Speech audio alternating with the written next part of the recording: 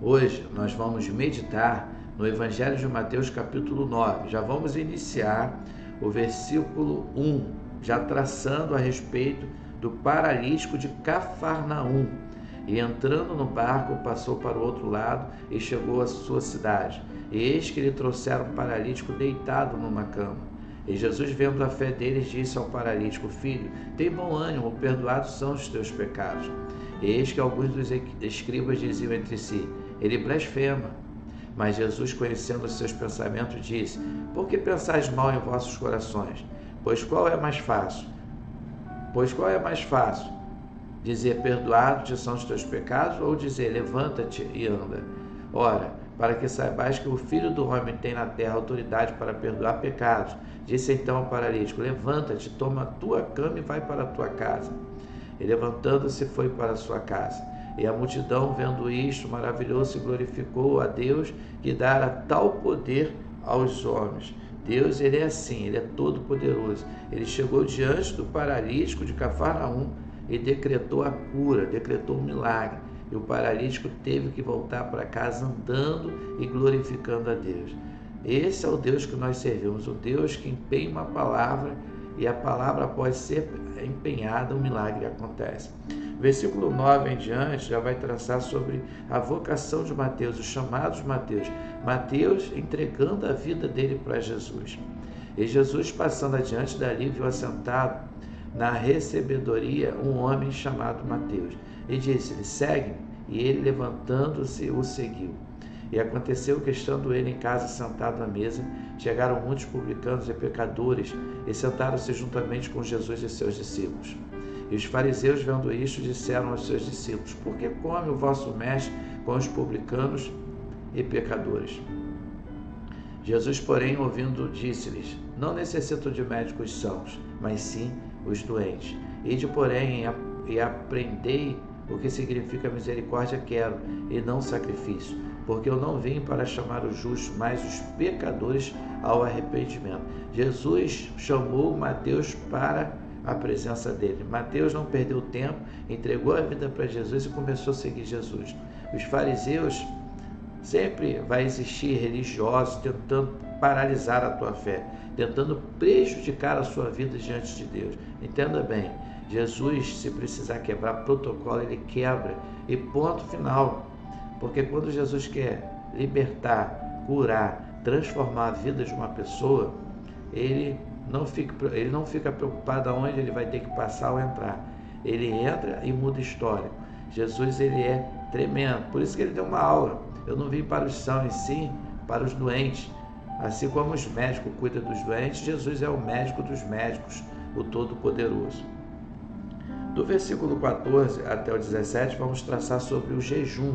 Então chegaram ao pé dele os discípulos de João, dizendo: Por que jejuamos nós e os fariseus muitas vezes, e os teus discípulos não jejumam?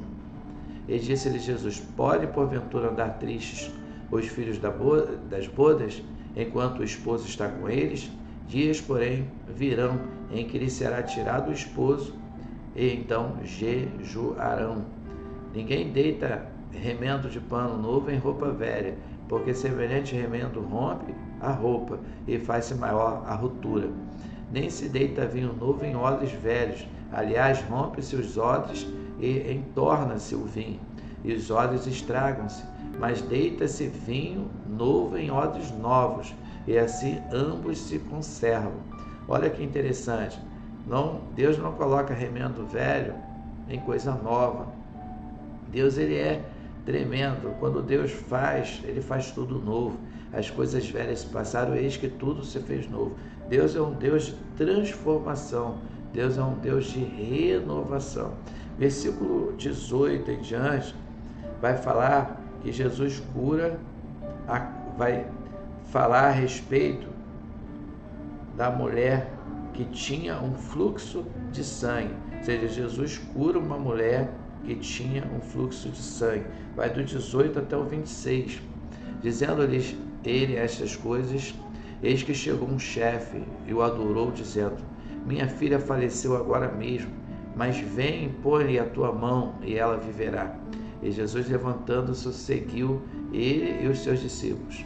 Eis que uma mulher que havia já 12 anos padecia de um fluxo de sangue. Chegando por detrás dele, tocou a orla de sua roupa, porque dizia consigo: se eu tão somente tocar a sua roupa, ficarei sã. E Jesus, voltando-se, vendo-a, disse: tem ânimo, filha, a tua fé te salvou. E imediatamente a mulher ficou sã. E Jesus, chegando à casa daquele chefe, e vendo os instrumentistas e o povo em alvoroço, disse-lhes: retirai-vos, que a menina não está morta, mas dorme. E riam-se dele.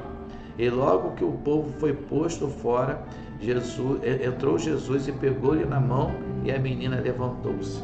Olha que interessante.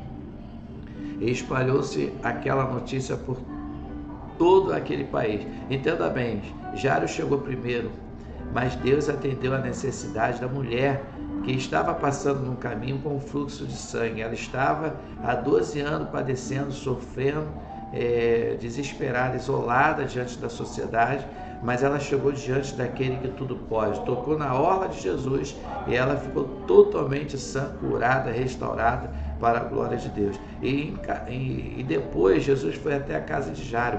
Jairo chegou primeiro, mas teve que aprender a esperar. Jesus, quando chega na casa de Jairo, pede para que todos saíssem de dentro de casa. Entrou Jesus, os pais da menina, Pedro, Tiago e João, porque eram os mais chegados de Jesus. Jesus entrou e fez com que aquela menina ressuscitasse, que aquela menina voltasse a ter vida de verdade. Do versículo 27 em diante, nós vamos ler Jesus curando 2 cegos e um mudo. A cura de 2 cegos e um mudo, versículo 27 até o 34. E partindo Jesus dali, seguiram-no 2 cegos, clamando e dizendo: tem compaixão de nós, filhos de Davi. E quando chegou a casa, os cegos se aproximaram dele, e Jesus disse-lhes: credes vós que eu possa fazer isto? Disseram eles: sim, Senhor. Tocou então os olhos deles, dizendo: seja-vos feito segundo a vossa fé. E os olhos se abriram, e Jesus ameaçou-os, dizendo: olhai que ninguém o saiba. Mas tendo eles saído, divulgaram a sua fama por toda aquela terra. E, havendo-se eles retirado, trouxeram-lhe um homem mudo e endemoniado. E, expulso o demônio, falou o mudo. E a multidão se maravilhou, dizendo: nunca tal se viu em Israel. Mas os fariseus diziam: ele expulsa os demônios pelo príncipe dos demônios. Os fariseus estavam o tempo todo perseguindo Jesus, tentando criticar Jesus, penalizar Jesus, mas Jesus vencia os fariseus com a autoridade da palavra. Jesus curou os 2 cegos e fez o mudo falar. Jesus tem todo o poder para repreender toda sorte de enfermidade. Se você tem algum tipo de enfermidade, Jesus pode arrancar essa doença da sua vida e você ficar livre, ficar liberto pelo poder da palavra de Deus.